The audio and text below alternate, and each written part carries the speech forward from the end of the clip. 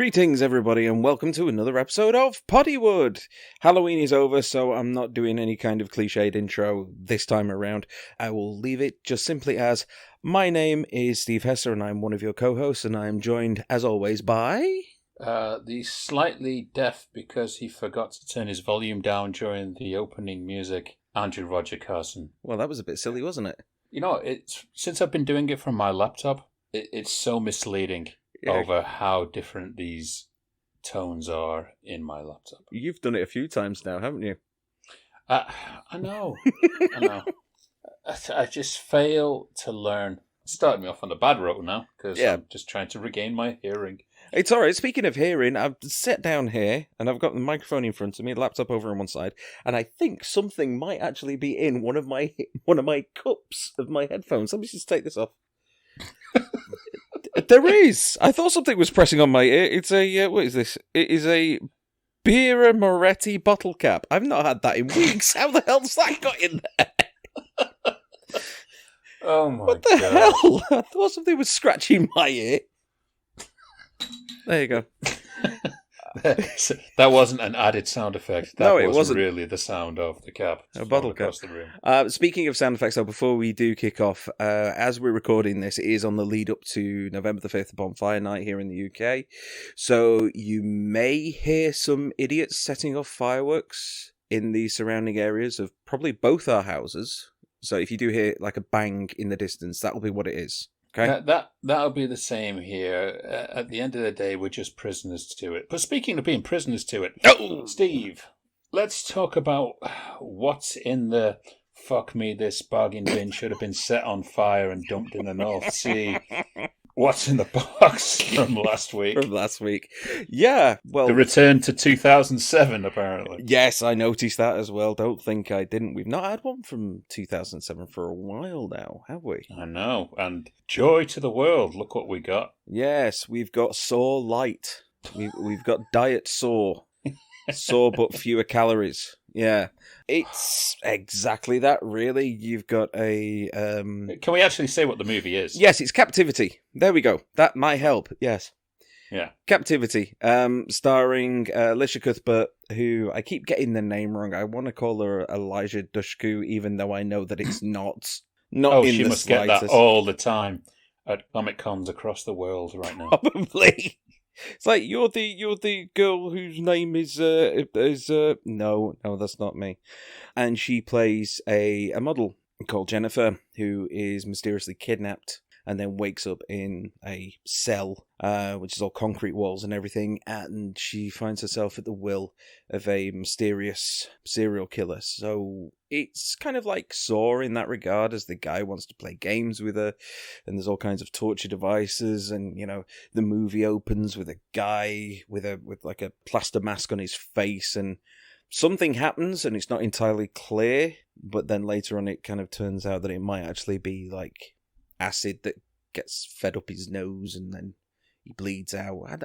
I don't know. It's never really made explicitly clear what happened to him. There's another one that gets acid dripped into her face from a shower funnel, and it wants to be that kind of torture porn movie, the kind of stuff which I really don't like. And I didn't like it when I sat through those Saw films, but I'm not a fan of this particular genre. And especially not when it's not done as well as Saw. What do you mean, as well as? This thing was terrible. Yeah. I'm sorry. I hate shitting on people's movies. And the worst thing is, this is Roland Joffrey. Mm-hmm. This is the guy that directed The Mission, The Killing Fields. Yeah, that's the price shit at me. I know, The Great Hunger. And I guess this is kind of what's happened to him since he did that, The Scarlet Letter with Demi Moore. Yeah, he's just there. He must have been a director for hire on this one. That's all I can think of. There's no... Let me just get back to the plot before we start ripping it apart. Okay, I'm sorry. I had to get my sadness out. There is a lot of sadness there. I can feel it. There is. Seeping through the ether. This is going to be a rough ride, Jennifer. While she's in there, she finds out that there is another guy in a cell next to her, and the two try and work out a way to get out of there. The only problem with it is, The cast list is very, very small. Well, like 3 people. Yeah, hold on. 1, 2, 3, 4, 5 people of any kind of significance within the main story. The rest are just like the odd extra here and there. And all of them act at the level of extremely half-arsed. It's so half-arsed. But then again, everything about this is half-arsed. It is a tensionless, scare-free movie that just it wants to be this deep kind of analogy for like an abusive relationship. And there's a bit at the end where she finds a record of not only herself but the other women that have gone through there beforehand, and there's notes in this book which is saying step 1, isolate, step 2, break down her confidence, step 3, do this, that and the other. And a lot of that was kind of like, oh, okay, yeah, that does sound like what happens in an abusive relationship. You know, you take someone out of their environment, you take them away from their friends, you break them down psychologically, and then you just play with them. It's not that clever, though. No. The main twist, and I'm going to do spoilers here, not that I honestly think anybody cares, is that the guy who's in the cell next door... That she porks, is in on it. It turns out that the actual killer is his brother, who's played by the guy from Constantine with the he's got something wrong with his eyes. I don't know what. Yes, Pruitt Taylor, Vince. Yeah. Why, Pruitt? Why? You are so much better than this. He's so much better than this. He really is. I've seen him in loads of stuff. He was better than this in Identity, for God's sake. No, he's the guy that everyone keeps mistaking for Vincent D'Onofrio. Yeah. I can guarantee you that he's had that those a lot. two would clash all the time. It's like Dylan McDermott and Dermot Mulroney. You know, you just get them mixed up. Elijah Cuthbert and Alicia Dushku, or whatever the names are. That's the ones. But it's such a tensionless movie, like I said, and because of how isolated she is from all the other characters, you just know that he was in on it right from the very beginning. I knew that he was in on it before I'd finished reading the description of the movie on the bloody streaming service. Yes. I just took one look at it and went, okay, he's going to be in on it. And lo and behold, he's in on it. That is like their whole thing, is that they kidnap women and then he pretends to be the hero and they record them and stuff occurs and things happen and yeah, it's frustrating trying to talk about this movie, and if you did take the time to actually watch it, or you're going to take the time to watch it after hearing this review, let me just lay it out for you right here. There is zero personality on display in this movie. You don't care a thing for any of these characters when you're supposed to, because it is so mishandled. I don't know what kind of financial situation Roland Joffrey is in. He must have needed to pay his gas bill around this time, and he took this movie. He is so much better than this. But this is the problem with like Hostel and Saw and movies of that kind. They bring forward all of these bargain bin imposters, right? Yeah. And this was the equivalent of ordering the Saw box set off Wish. Yes, definitely. Right? You get, it is nothing but an ultimate cash-in on what was hot at the time and hoping to just score a win, you know, and, we can make a franchise out of this, whatever. It's terrible. It doesn't even have the guts to kind of stick to its guns, really. There's a section where she has a dog, and she takes a dog to this club where she gets drugged and then kidnapped. Because obviously she's a model, she has a dog with her. And then she wakes up about midpoint in the movie, and she's strapped to a table, shotgun next to her, and her dog's in the cage above her. And she's got a shotgun pointed at the dog, and the killer has got a shotgun pointed at her, and there's a card which says, is it going to be the dog or is it going to be you? 30 seconds. And it goes tick, tick, tick, tick, tick, tick, and ultimately she makes the decision, she shoots the dog. And then... Spoiler. And then, like, about 2 minutes later, she goes, looks in the bathroom mirror, and it's like one of those two-way mirrors, and the dog's kind of held up from behind it, and then a card is there going, ha-ha, fooled you, and the dog's fine. £10 says that was a test audience who's saying, fuck this movie. Yeah. And it was like, yeah, we can't kill the dog. No. Oh, Alicia Cuthbert. Oh, I was so in love with this woman when 24 came out, and The Girl Next Door and stuff. And I feel so bad for her in this because she is a lot better. But there is no sympathy for this character at all. No. And what the fuck is going on with her hair? The continuity of her hair length is ridiculous. I didn't notice, to be perfectly honest. I was too busy rolling my eyes. Look, this is a movie where it's a movie with a plot with so many holes, I could rinse lettuce in this movie. And what really pisses me off, apart from the fact that Roland Joffrey directed it, Larry Cohen wrote this. Larry Cohen wrote Bestseller, the movie I lauded praise on the other week. Oh. He also wrote great horror movies like Maniac Cop and The Ambulance. He even wrote Phone Booth for Joel Schumacher. Which is a great film. Yeah, what the hell happened? I don't know. Like you say, they must have needed the money badly to go for this. Well, apparently there is rumour that a lot was kind of changed with this movie. There was a lot more procedural stuff, I think. A lot got taken out of it, apparently. Like the cops. The cops kind of show up within the last 20-25 minutes of the movie. They both get shot.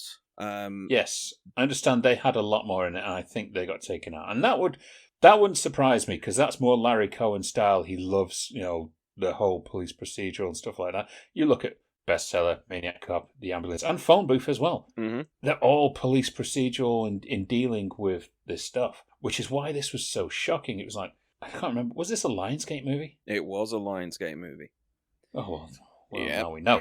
Right, so basically I think there's been a lot of chopping and stuff out of this movie and replacing with a lot of just this, what was working at the time for good movies, which was Saw, and I guess just all the other Saws were just cash-ins as well that no one really called for, but they shilled out the money every Halloween for it. Yeah, I mean, that became a regular tradition come beginning of October, end of September. There was a new Saw film coming out, blah, blah, blah.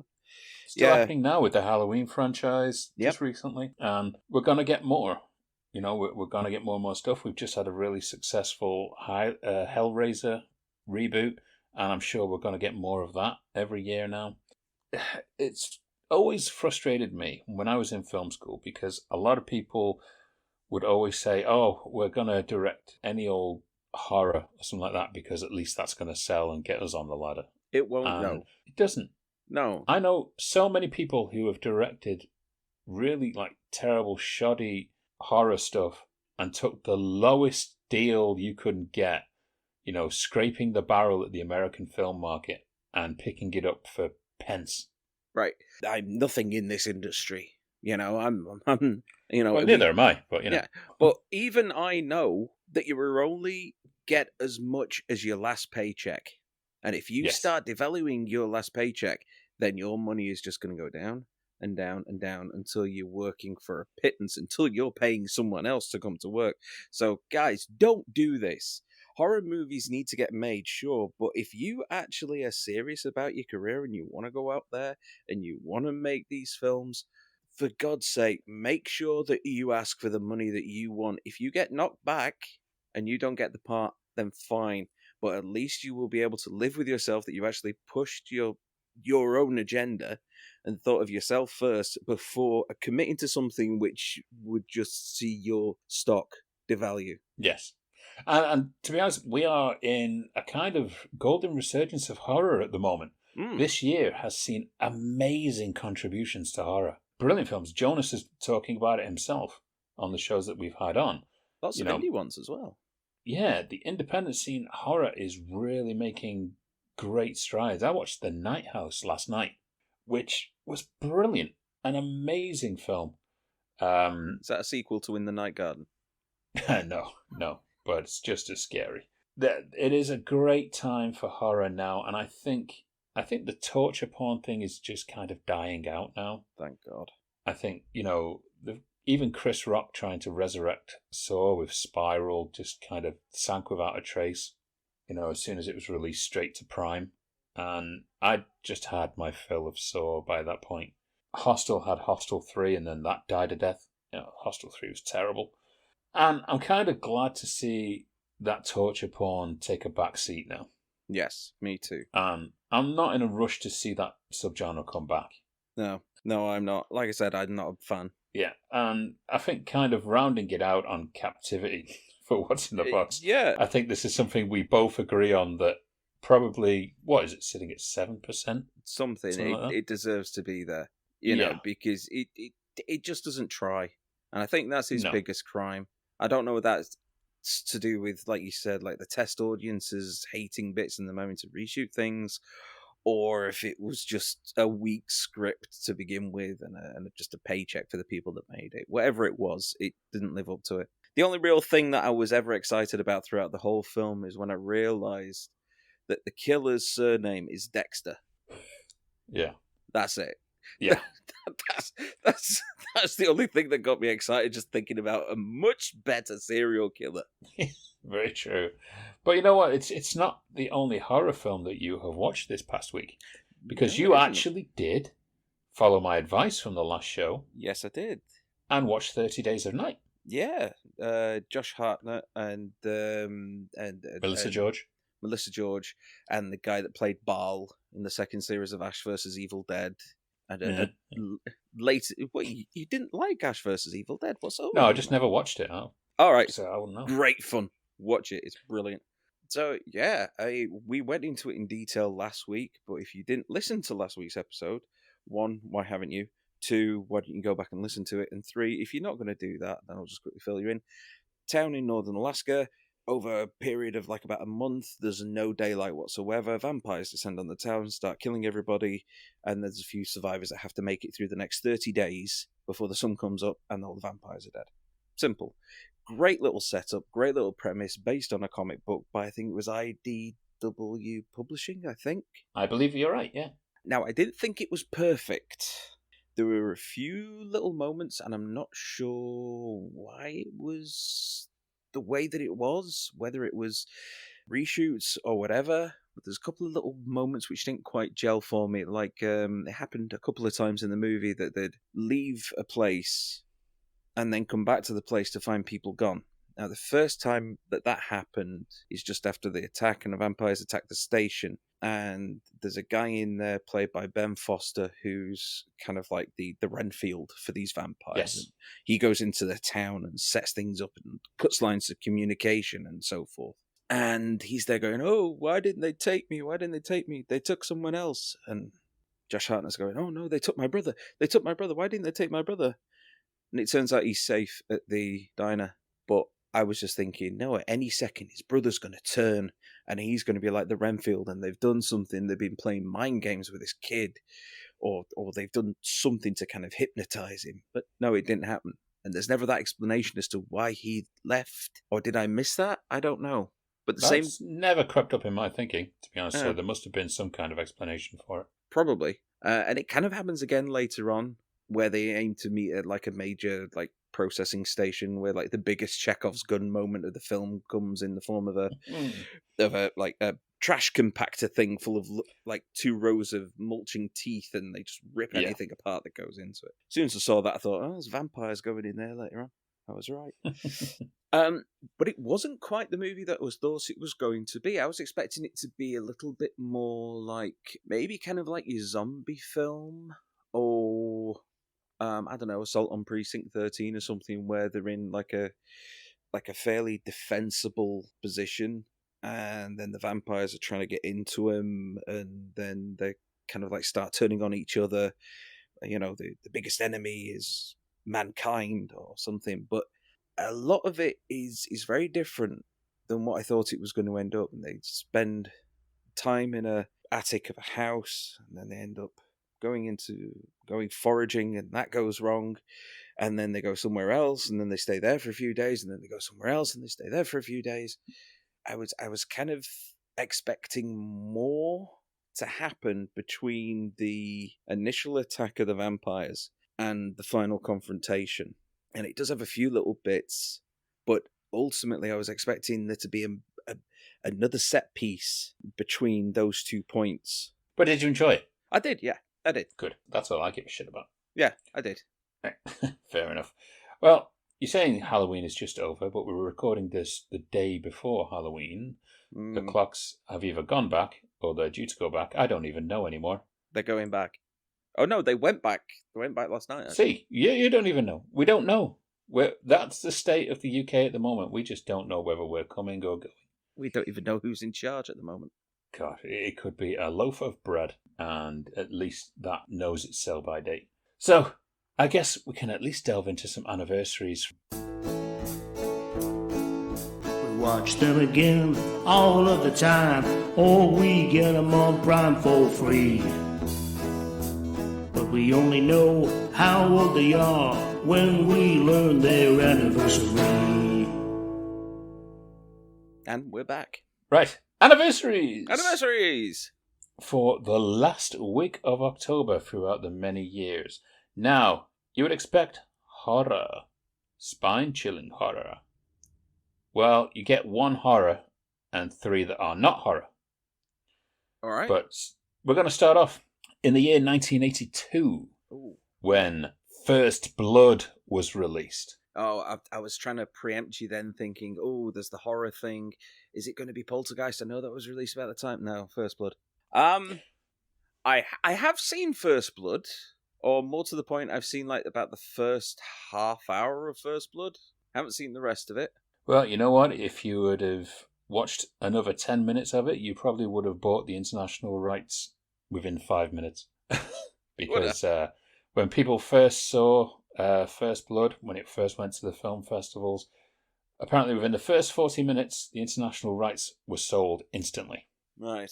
Without even seeing the end of the movie. That's how much they knew it was going to be a hit. But can you imagine what would happen if it went into and turned into a musical? Oh, no. Well, funnily enough, when we look at the director here, Ted Kotcheff, and hi Ted, just in case you are listening. Hi Ted. Good to see you on Facebook every now and again. Ted Kotcheff has a pretty good history. He did a really good movie called Wake in Fright, which is a hard one to find, but if you do find it, it's rewarding. He also did The Apprenticeship of Duddy Kravitz, not Lenny Kravitz, but Duddy Kravitz. And later on, he went on to do Weekend at Bernie's, but, you know. With Tammy and the T-Rex's Terry Kaiser. Tammy and the T-Rex's Terry Kaiser. Wow, the only time he can do a film better is when he's dead. Yeah. So, one person who was not convinced about First Blood's chances of success was Sylvester Stallone himself. He was so convinced this movie would be a career killer, which it should have been when he reached Last Blood, to be fair. He actually wanted to buy the negative and completely destroy it so no one would ever see it. That is your Last Jedi, isn't it? Yeah, it is. It is. It really is. I'm not doing it.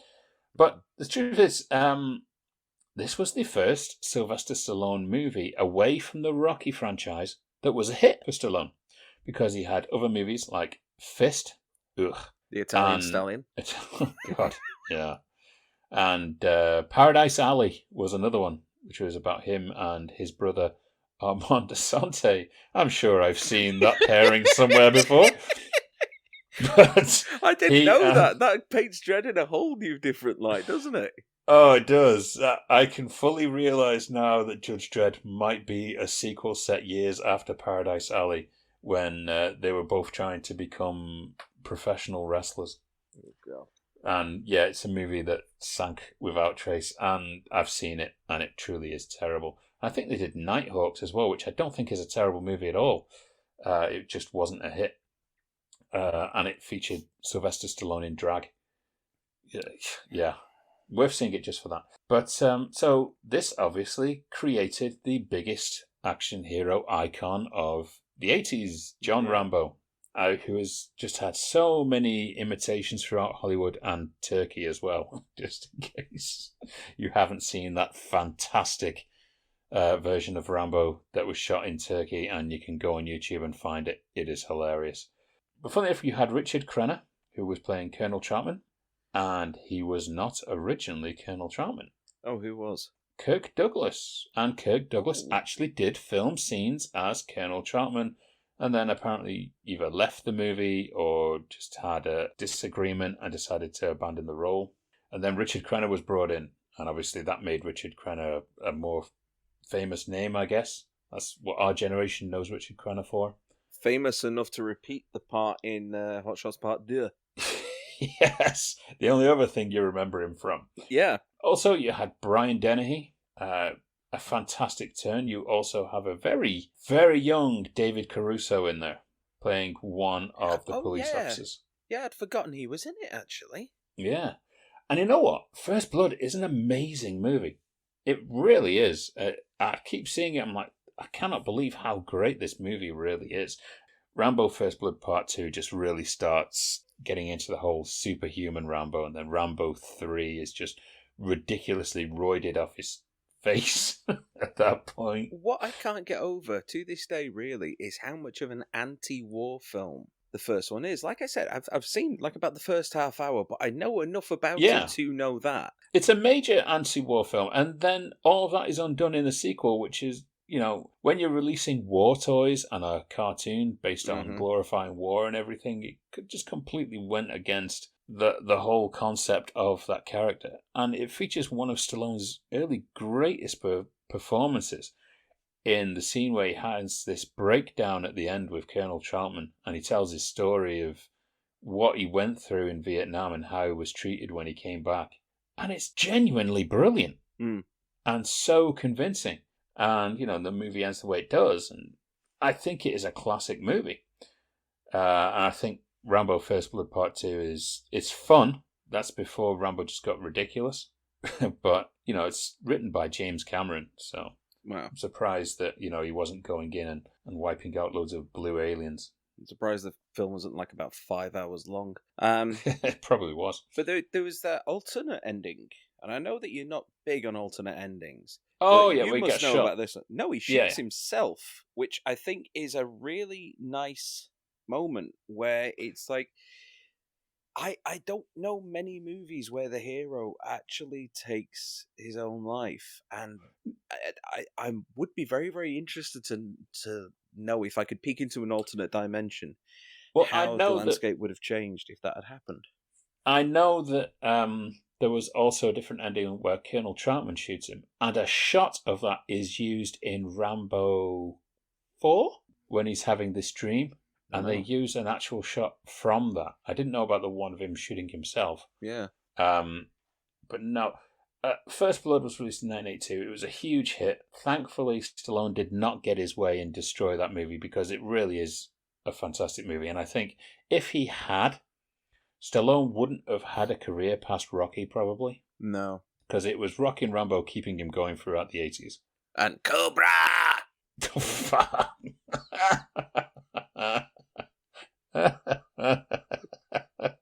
I pray that's in the box. Oh my god, that's so bad. But yes, anyway, let's move on to our next film. We have a horror film next. Ooh, what have we got? This is going to... I really wish you have seen this film, because it was a film released in 1981, so we're going back a year. And it was a horror movie called Dark Night of the Scarecrow. I've not even heard of this, let alone seen it. No. Okay, well, this was originally supposed to be a theatrical movie, but it got premiered on TV instead. I think it was on CBS in the States, and it played on the UK TV on the then debuting Murder Mystery Suspense. Oh, good God. Do you remember that? No, it sounds awful. Okay, well, basically, Murder Mystery and Suspense, they would just take movies with kind of a horror or thriller edge and just show it. It was like a movie of the week, but they called it Murder Mystery Suspense. So you'd have Hitchcock's movies. Steven Spielberg's Duel was one of them. I remember seeing that on it. And I remember this Dark Night of the Scarecrow. The film scared the living shit out of me. Genuinely, it terrified the hell out of me. I saw it as a kid, and I shouldn't have been up watching it at that age. You know, in the early 80s, when I must have been about 4 or 5, if that. And I have a deep fear of scarecrows ever since. So I have a genuine scarecrow phobia. and it is a real thing. You must shit yourself whenever Wizard of Oz goes on. No, I'm talking about real scarecrows. But Huh? this movie also does it for me as well. It was directed by Frank D. Filitta, who, yeah, it's a real name. It's his real name. Italian. What do you probably. do, Frank? Well, I'm Frank the Filleter. I Fillet. work in a butcher shop. You know, I do the fillets. You know, this here's Donnie the Riveter.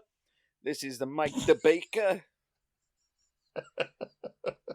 Well, Frank didn't have a major contributions to the business other than Dark Knight of Scarecrow. He did a movie with Sharon Stone early in her career called Scissors, which was like a thriller. I think it was just before she broke out with Basic Instinct a year later. Please tell me that was before she started doing all the sex stuff. Oh, God. Well, before she started scissoring. Yeah. Then we have, he also did a movie called ZPG that had Oliver Reed in it. No, I've not seen it, and I've never known where to find it, to be honest. But he was also the writer of a horror movie, a well-known horror movie called The Entity. Now, I want to say Adrian Barbeau, but it's not, is it? No, it's Barbara Hershey. Right. So, kind of close in look. And it was based on the true story of a woman who gets raped continuously by a poltergeist over a number of years, and it was a real case. And it is genuine, a really scary movie. Really terrifying, and if you haven't seen it, you should hunt it down. Dark Knight of the Scarecrow is centered around a mentally challenged man who has a friendship with a young girl. The young girl gets hurt, and everyone in this town believes that it is this man. So this gang of guys, hunt him down, chase him, and he hides as the Scarecrow in a field. But they find out it's him, and then they murder him while he's in this Scarecrow in a really brutal way. And surprise, surprise, he pulls a Freddy. In a way, but it's amazing the way it's done. And because it was a TV movie, they couldn't go full gore or anything. And this relies on really good old-fashioned scares. The Scarecrow, everyone's convinced it's coming back to life and it's haunting them. And there's some scenes in there that are genuinely really terrifying. And what's also kind of really weird about it is all of the villains in this movie, and there's people like Lane Smith, Charles Durning is one of them as well. All of the villains, the order in which they die in the film is also the order that they have died in real life as well. Oh, shit. What do you think? This is one of those cursed movies? No, I don't. I just think it is incredibly strangely weird how that is going to happen. And I think there's only 2 surviving members of that cast left. Wow. And it's just a really effective, chilling movie. And I watched it again last year for the first time since I was a child, because I was like, I cannot watch this movie again. And Kate was like, you've got to sit and watch it, because I want to see it. Let's just watch it. And it was hairs on my arms because I was just revisiting this place from my childhood of this movie that genuinely scared the crap out of me. Mm. As the way horror films that you used to see on ITV or BBC late at night, if you managed to stay up and watch them, they were genuinely scary back then. Yeah. I mean, I had a similar thing with Evil Dead 2. I mean, I wasn't as young as you were when you saw this, but the very first time I saw Evil Dead 2, I was in my early teens, and I went over to a friend of mine's house, and he put it on, and it scared the crap out of me. It properly did. I'd never seen anything that was as terrifying as that at that point, and it properly gave me nightmares for ages. And then a couple of years ago, now that I'm a full-grown adult with responsibilities and all that stuff, I thought, right, okay, I've seen Ash vs. Evil Dead. I really enjoyed that. I've seen Army of Darkness loads of times. I really enjoyed that. Let's go back and watch it again. And saw it again. And watching it as an adult, it's so tame. Yeah. Yeah, again, it was one of those moments like, no, I'm going to sit down. I'm going to watch this. I'm going to get myself through it. Then by the end of it, it was like, I can't believe I was that scared about this movie. Yeah, well, back in the day, movies like The Amityville Horror, Poltergeist, even Spielberg's Duel, you know, I'd get a scare out of. You know, they really knew how to do tension and terror back then. The Robert Wise black and white version of The Haunting of Hill House is still a terrifying movie to this day. Mm. And I saw all these movies as a kid, and I was genuinely scared of movies like these back in the day and would do everything to avoid them. And I think I was a teenager before I actually ventured back into horror again. But Dark Knight the Scarecrow is part of a major thing of me as a kid that genuinely terrified me. And still to this day, I find myself shying away from the screen watching it. But it's just an effective horror for me. I think if they can't rely on gore, which is something that Captivity was trying to properly steer into with some of the visual effects they had in there, then what you are left with is a creative solution to the problem, which then kind of switches everything to suggestion, psychological manipulation, to make you not be afraid of having your face melted off by acid, but be afraid of the creaks that are in your house, the strange shadows that come across your wall. And if you've got a horror movie which is properly trying to keep all of the splatter out of the way and just focus on terrifying you in using creative ways to put the power of suggestion onto you, then those are the ones which stay with you a lot longer. Exactly. That's a great point. But Dark Knight the Scarecrow was released on TV in 1981 on This Week. And you can hunt it down. I think the movie might even be available on YouTube. You never know, because they pick up a lot of movies that don't have a general release. You could probably find it on there. Mm-hmm. And it is worth watching. Okay, so next, let's go to Cloud Atlas. Wait, no, is this the one with Tom Hanks? Yes, it is. Right. Oh, okay. Have you seen Cloud Atlas? No. Jeez. The challenges I lay myself. It's unbelievable. Well, this was directed by the Wachowskis, who you may know from the Matrix trilogy and that other film that came out after it. Never heard of it. Bound, which is probably the greatest contribution to cinema other than the first Matrix. Seen the highlights. Jesus Christ. I know Bill's laughing at this right now. And also Jupiter Ascending, which is that movie you've already forgotten about or tried to. Do you want to know, that was one of the reasons why I said, is that the one with Tom Hanks? Because I always get the two of them confused. Yeah, they do tend to have a similarity when they're doing these science fiction movies. Jupiter Ascending is...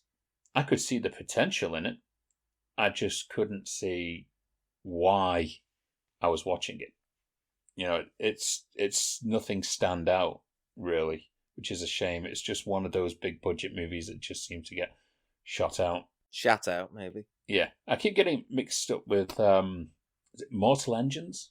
Oh, yes, that was... I can't remember the name of the guy that directed it, but yeah, he was produced by Peter Jackson. Yeah. There was a bunch of movies that just like that came out all in that same window of each other, and they were just like, I'm not feeling that blockbuster big movie thrill watching these movies. I just feel like I'm watching a video game being played. Yeah, they all have this kind of similar futuristic, steampunk, tribal look about them, and they're all more or less interchangeable. Like Valerian, that was the other one. Yeah, which Valerian was and the Planet of 1,000 Cities, or whatever it was called.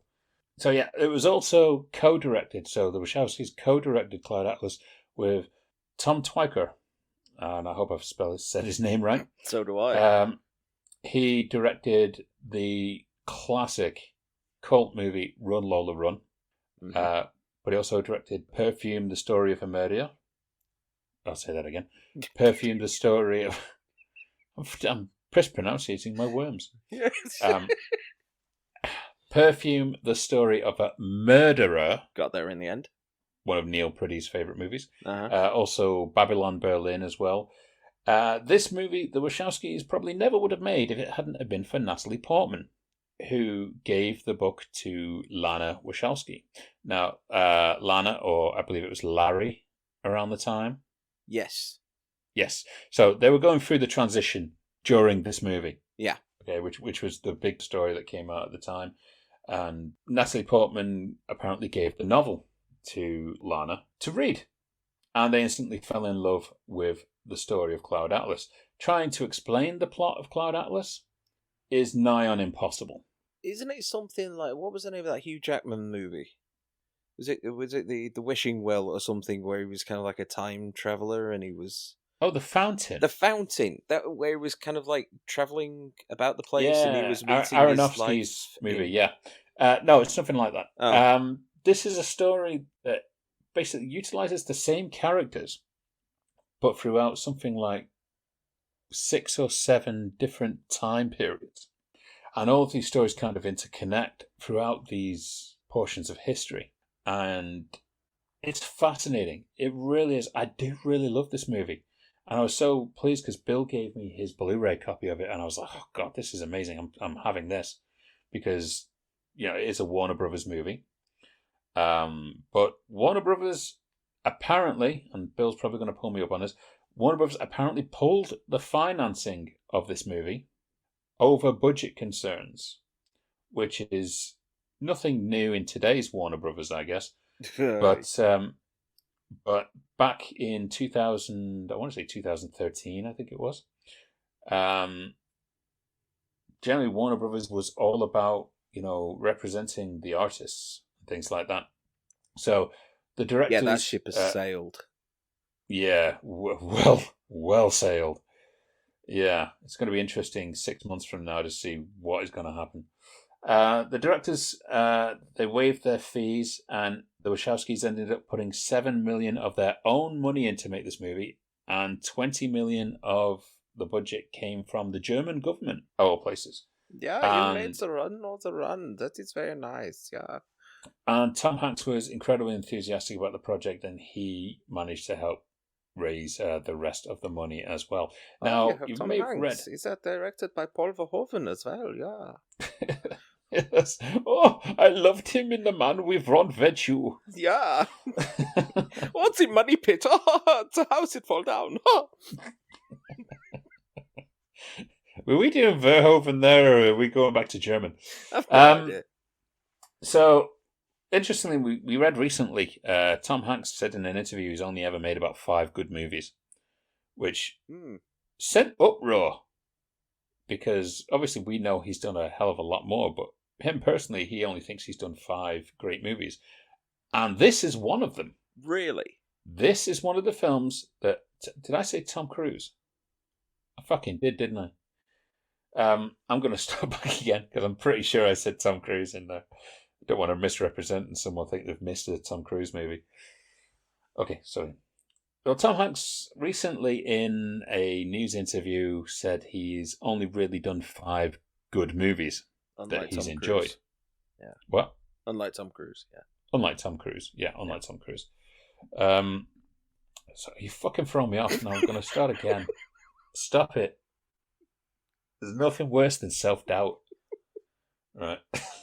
Get it out of your system. Fuck. I'm just trying to make your life interesting. I know. No. It's not. It's making it more complicated.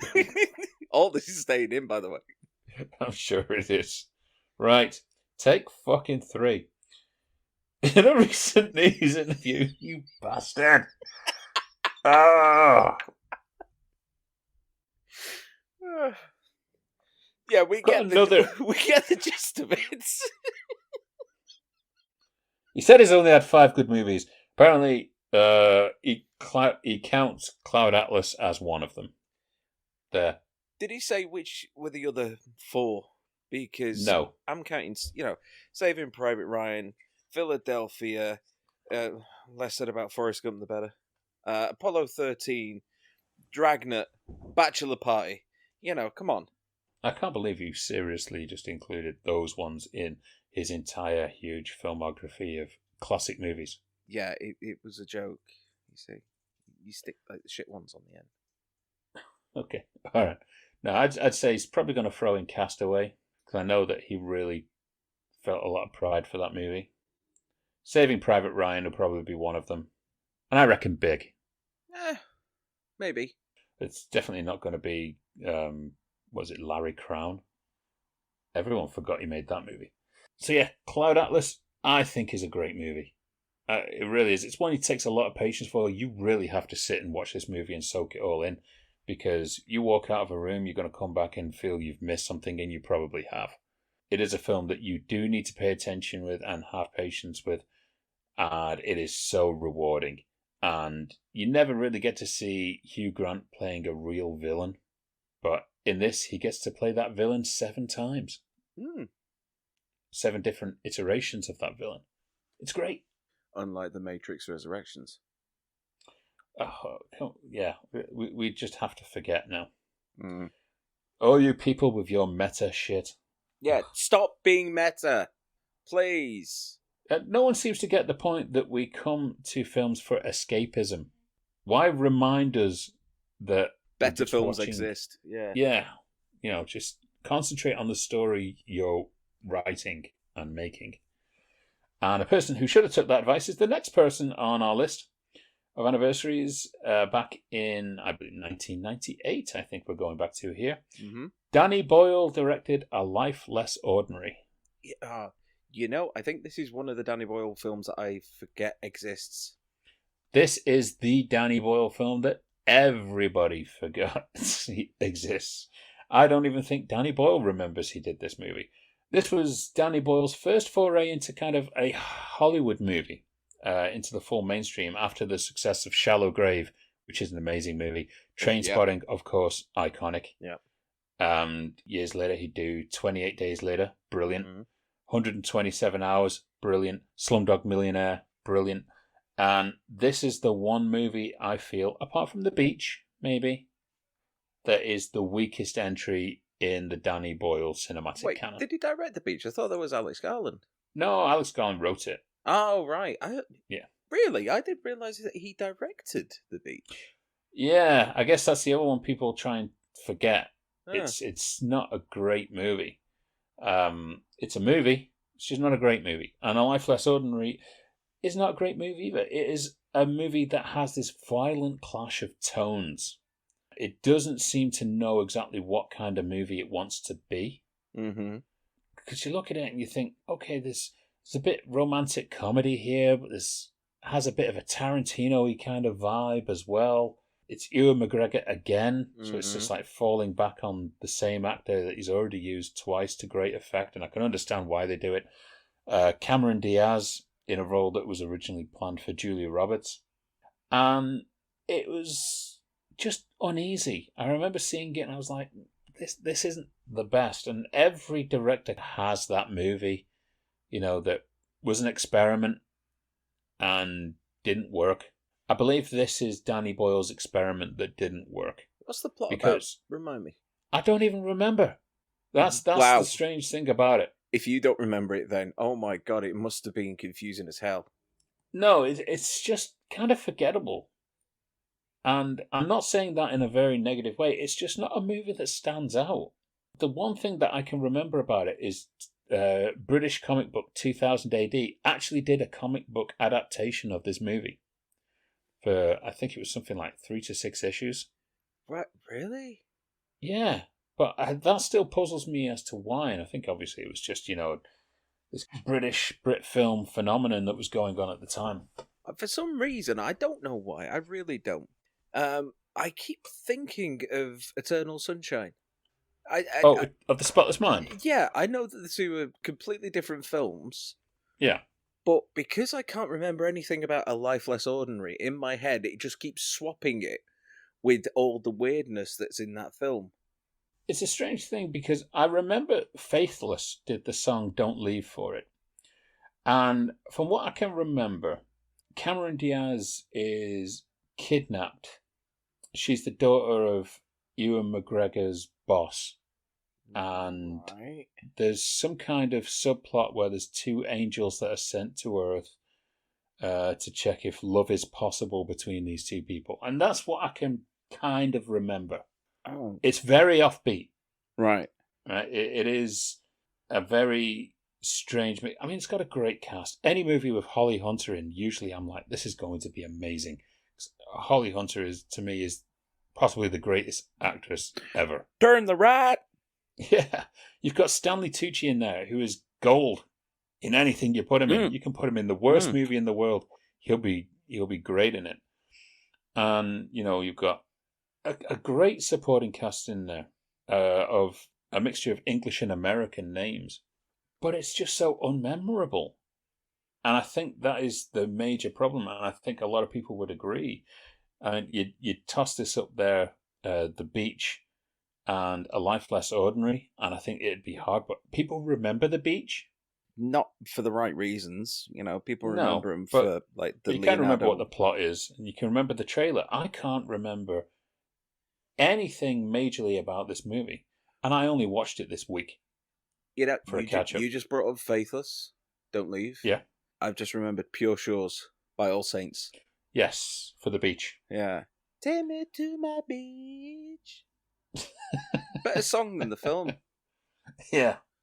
I mean, there's people who do like this movie and people who don't. I'm just on the shelf of being like, it wasn't a memorable movie. It just didn't tick the boxes for me. It's just a movie. And I really love Danny Boyle's style and I love his movies. Even when he does something like sci-fi, like Sunshine, far left field for him to go and do a sci-fi movie with Bjorn Gullies, and it's a brilliant movie. 28 Days Later for a zombie movie, brilliant movie.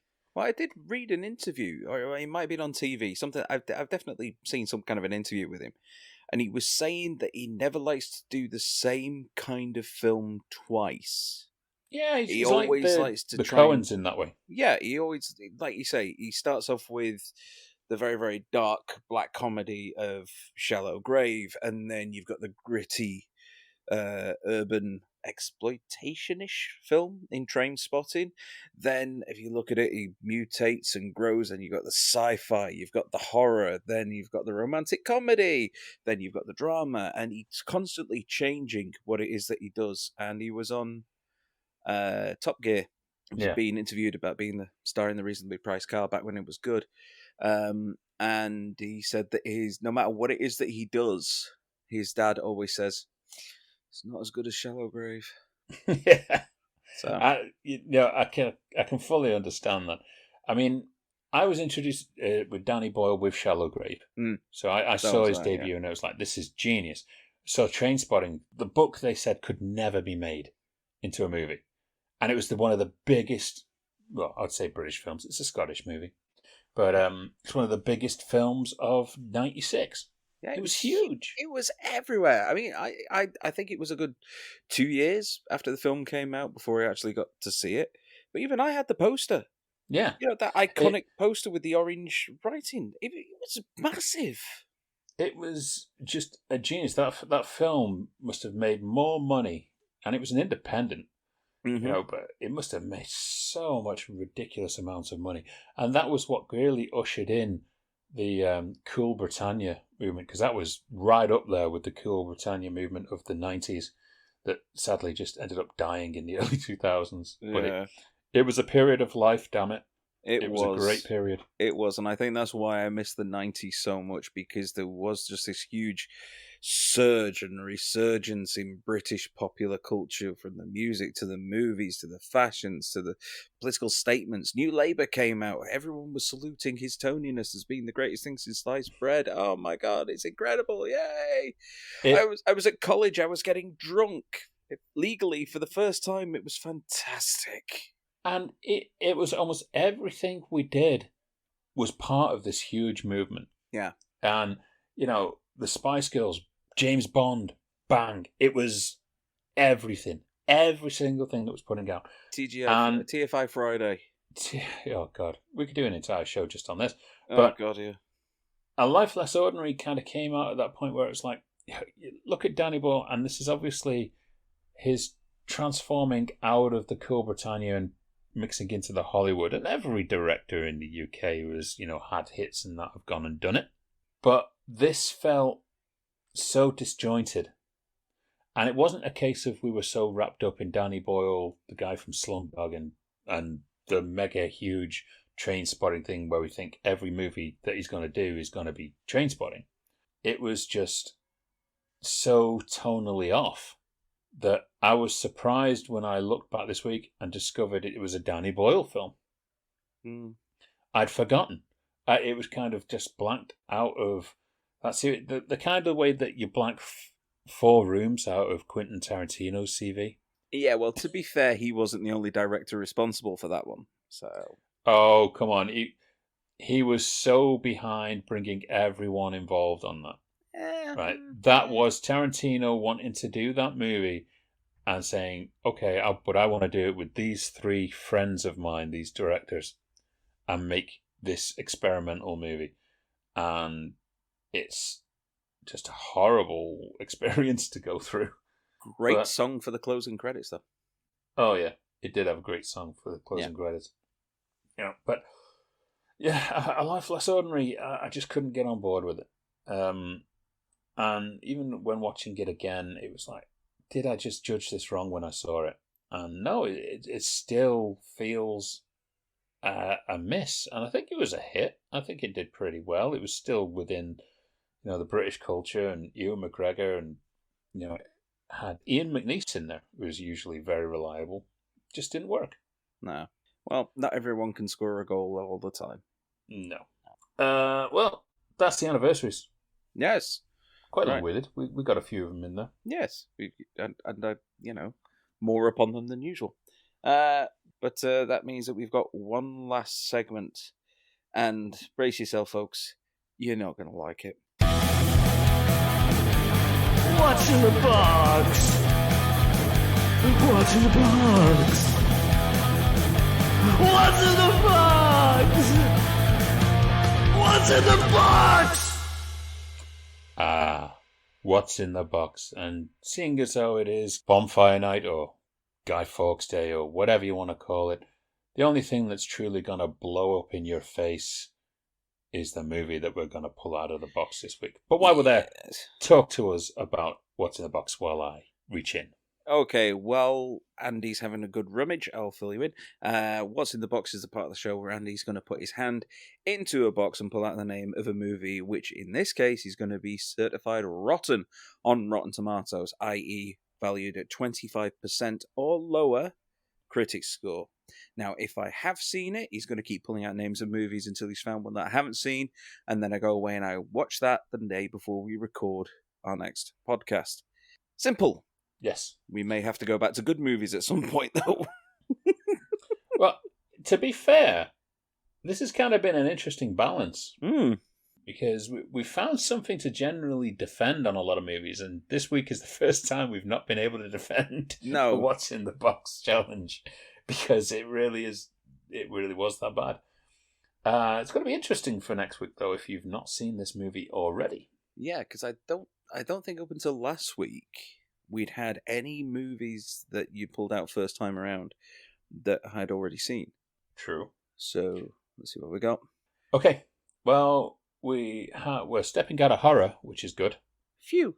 Have you seen the movie, the Keanu Reeves starring 47 Ronin? No, man. Oh. Well, this will be interesting, actually, because this is one that's been critically mauled. Yeah. But I really liked it. I do know that it was less kind of Keanu Reeves starring while they were making it, and then more Keanu Reeves starring after they needed to do reshoots. So I know that much. But, okay. Well, Go in with a blank mind, watch it as a movie, and at the end of the day, do you enjoy it? Do you find something good? Or is the rotten rating just a load of shit? Or is the movie genuinely bad? Well, that's what we're here to find out from the Everyman Steve, and that's what we are doing next week. 47 Ronin. It's going to be interesting because I'm going to be a full defender of this movie. So, are you a fan? I am, actually. I really did enjoy this movie. Okay. Well, it's going to be interesting because I've seen this in Tesco DVD aisle, which they're phasing out now, and it's they're taking away the enjoyment of wandering the shelves and seeing all the straight to DVD stuff. Well, it's been shot in Derby. Yeah. All that shite. Yes. Okay. Anyway, yeah. So let's sign up for this week. We got 47 Ronin for next week. We do have a video episode, a lot of muted video episodes that we still have trouble trying to do. It's a busy part of the year. It is. And a lot of the people that have contacted do have jobs on, so trying to get their schedules and our schedules together. But we do have a Bill episode coming up where we can find out how he recovered from visiting Wetherspoons. And never coming back to Manchester ever again. We have Two Dick Rick joining us. Rick Ravanello, he's coming back for another episode. We're hopefully going to catch up with John Ashton again real soon. Mm-hmm. Dying to hear how Beverly Hills Cop 4 went. And I'm sure we're also going to be having Jonas back at some point to get him to round up what he's seen. We definitely need to do that because I've seen some of the stuff that he has written on his movie reviews, and he's not been happy with some movies this past month. All the better. All the better. Okay, well, I'm out of here. Okay. And it's also time for me to go as well. So it's a goodbye from me. And I'll see you next week also. Bye.